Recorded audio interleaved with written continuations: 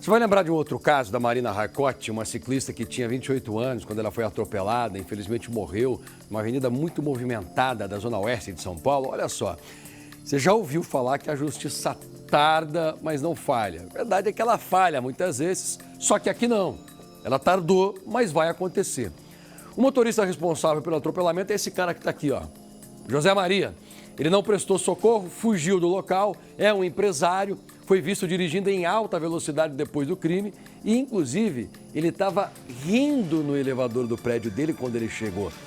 A polícia descobriu o endereço desse rapaz, foi até lá, pegou as imagens das câmeras de segurança e, no dia que ele atropelou e matou, ele sobe o elevador sorrindo. Isso provocou muita revolta. Ele foi condenado a 13 anos de prisão pela morte da Marina, só que o grande problema é que até a condenação e até o esgotamento dos recursos demora, né? O cara é condenado, mas pode recorrer em liberdade. Aí o advogado fica lá, fica com recurso atrás de recurso. E agora esgotou, não tem mais jeito.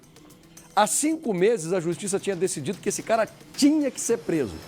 O problema é que desde então ele estava foragido, não se entregou. Ele acreditou que realmente iria se safar dessa.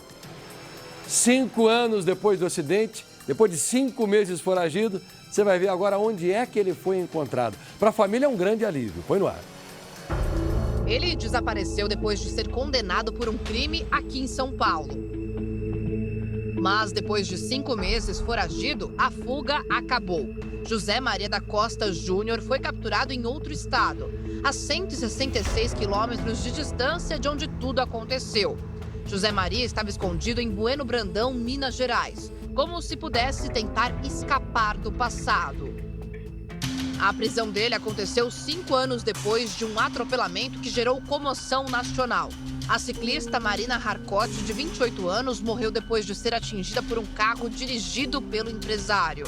Você não vai ficar assim, não!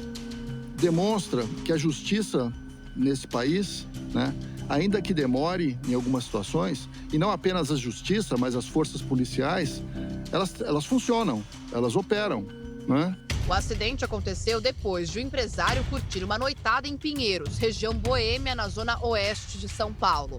O carro de José Maria foi flagrado depois de atingir Marina. O limite de velocidade na avenida é de 50 km por hora, mas laudos da perícia e depoimentos de testemunhas revelaram que o empresário estava a mais de 90 km por hora e embriagado quando atropelou a jovem. Ele não parou para prestar socorro. Momentos depois do acidente, José Maria foi visto sorrindo dentro do elevador do próprio prédio. Marina pedalava por esta avenida na região de Sumaré, zona oeste de São Paulo. Ela voltava de noite de um encontro com as amigas para a casa dela quando foi atingida. Ela não estava na ciclovia. Segundo parentes e amigos, à noite, ela preferia andar por locais mais iluminados e mais movimentados por questões de segurança. Essa via de pedestre próxima do local do atropelamento virou um memorial em homenagem a Marina Harcotti. Ela que era socióloga, pesquisadora, mestre em arquitetura e urbanismo pela USP, cicloativista, incentivava amigos e familiares a usarem a bicicleta como meio de transporte mais vezes. Deixa um legado de luta por justiça e cidades mais inclusivas. Eu acho que ninguém espera, né? Ele é um filho, obviamente. Isso não faz parte do escopo da nossa vida, né? José Maria foi condenado a 13 anos de prisão em janeiro do ano passado por homicídio por dolo eventual, quando se assume o risco de matar, embriaguez ao volante e omissão de socorro. Mas o juiz só expediu o mandado de prisão 10 meses depois, em novembro. Na época, o advogado de José Maria tentava reverter a acusação de homicídio doloso para culposo, quando não há intenção de matar. Primeiro, nós não temos essa prova técnica. A perícia constatou, após o acidente, ele está numa velocidade superior a 90 km por hora. Após, não antes do acidente. E a questão da embriaguez, não temos um laudo que comprove que ele estava embriagado. José Maria alegava que não percebeu que tinha atropelado a ciclista. Primeiro, que ele não é de São Paulo. Segundo, é que o local é um local perigoso.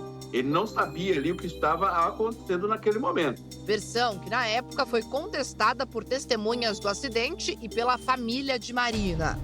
Mas a via é bem iluminada, não imagino como ele não tenha visto ela. Atropelou ela por trás, como mostram as marcas no chão, mostrou onde ela foi encontrada, como estava a bicicleta dela. E desde então, tudo que ele fez foi fugir, né? Chegou dando risada em casa, comportamento de um assassino. A prisão de José Maria aconteceu depois da polícia receber uma denúncia anônima. Ele estava dentro de um Fusca quando foi abordado na pequena cidade de Bueno Brandão, em Minas. Tentou até se esconder no banco de trás do carro, mas foi reconhecido. O empresário foi preso no mesmo dia em que a ciclista Marina Harcourt completaria 34 anos se estivesse viva. Esse é o grande desafio, né? Como tornar as pessoas, os habitantes desse país, das cidades e os motoristas, né, de todos os tipos de veículos, mais conscientes, responsáveis, sensíveis, respeitosos, né, aos demais, principalmente aqueles que têm meios de transportes mais frágeis ou que andam a pé. Acho que esse é o grande desafio e é nessa luta que a gente continua, né, até para dar seguimento no trabalho que Marina já vinha fazendo e honrar a existência e a memória dela. Eu imagino que são várias coisas, mas um dos desafios, um dos meios para nós fazermos as pessoas se conscientizarem é justamente aplicando penas duras, que é o que deveria ter acontecido e aconteceu com esse rapaz.